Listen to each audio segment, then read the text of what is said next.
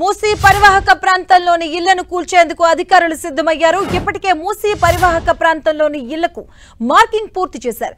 మరి కాసేపట్లో ఆ ఇళ్లను కూల్చివేయనున్నారు మున్సిపల్ రెవెన్యూ అధికారులు.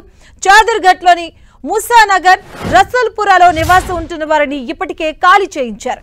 అధికారులు బాధితులందరికీ చంచల్గూడలోని ప్రభుత్వ స్థలంలో డబుల్ బెడ్రూమ్ ఇళ్లను కేటాయించింది ప్రభుత్వం. ఇప్పటి వరకు చాదర్ఘట్ పరిసర ప్రాంతాల్లో 20 ఇళ్లకు మార్కింగ్ చేసిన అధికారులు నిర్వాసితులను తరలిస్తూ ఉన్నారు. ఇదే అంశానికి సంబంధించిన పూర్తి అప్డేట్స్ మా ప్రతినిధి కిరణ్ అందిస్తారు. కిరణ్,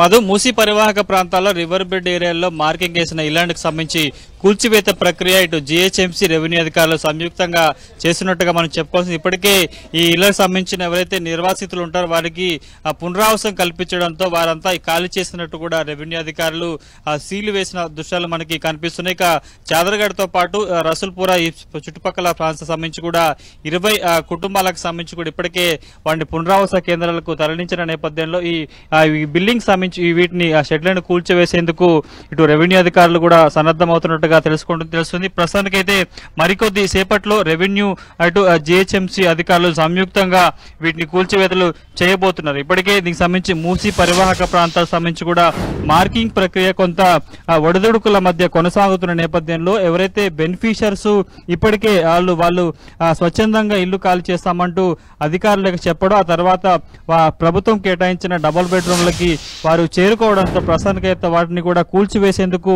సిద్ధమవుతున్నట్టుగా తెలుస్తుంది. కొద్ది రోజుల క్రితం ఇటు చాదర్ఘట్, రసూల్పురా ప్రాంతాలకు సంబంధించి కూడా మనం చూస్తున్న ఇళ్లకు సంబంధించి కూడా దీనికి సంబంధించిన నిర్వాసితుల్ని స్వచ్ఛందంగా తరలింపు చేయడం అయితే జరిగింది.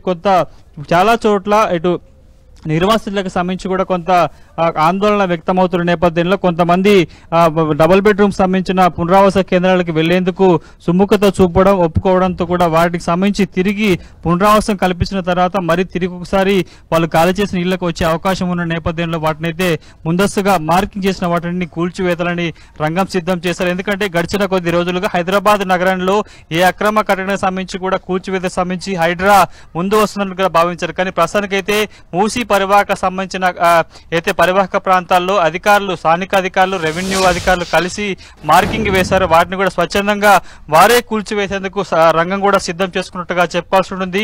మూసీ పరివాహక ప్రాంతాలకు సంబంధించి కూడా కూల్చివేతలకు సంబంధించి కూడా హైడ్రాకి ఎలాంటి సంబంధం లేదంటే ఇప్పటికే ఉన్నతాధికారులు స్పష్టం చేయడం, కమిషనర్ రంగనాథ్ కూడా క్లియర్ కట్ గా చెప్పిన నేపథ్యంలో మూసీ రివర్ బోర్డు సంబంధించిన ఏదైతే దీనికి సంబంధించిన డెవలప్మెంట్ కార్పొరేషన్ ఉందో దానికి సంబంధించిన అధికారులే ఈ బాధ్యతను కూడా నిర్వహించేందుకు ప్రయత్నం అయితే చేస్తున్నట్టుగా చెప్పుకుంటుంది. ప్రస్తుతానికైతే ఇటు చాదర్ఘట్ సంబంధించి రసూల్పురాతో పాటు మిగతా ప్రాంతాలకు సంబంధించిన ఇళ్ల కూల్చివేతకు సంబంధించి కూడా మరికొద్ది సేపట్లో అధికారులు బుల్డోజర్తో ఇక్కడికి రాబోతున్న దృశ్యాలు కనిపిస్తున్నాయి. సుమారుగా 20 సంబంధించి చాదర్ఘట్ ప్రాంతాల్లో స్వచ్ఛందంగా 20 కుటుంబాలు వెళ్లడంతో వాళ్ళకి సంబంధించిన మార్కింగ్ చేసిన ఇళ్లను కూడా ప్రస్తుతానికైతే ఖాళీ చేశారు. కాబట్టి కూల్చివేతల సమయంలో ఏదైనా మెటీరియల్ కావచ్చు, స్టీల్ తో పాటు ఐరన్ సంబంధించిన మెటీరియల్ ఏదంటే కూడా తీసుకెళ్లేందుకు అవకాశం కల్పించిన నేపథ్యంలో ప్రస్తుతానికైతే స్వచ్ఛందంగా ఖాళీ చేసిన నిర్వాసితులంతా కూడా అప్పటికి డబుల్ బెడ్రూమ్ కి వెళ్లిపోయిన దృశ్యాలు కనిపిస్తున్నాయి. మరికొద్ది సేపట్లో రెవెన్యూ జీహెచ్ఎంసీ అధికారుల సంయుక్తంగా ఇటు మూసీ పరివాహక ప్రాంతాలు ఎక్కడైతే నిర్వాసితులను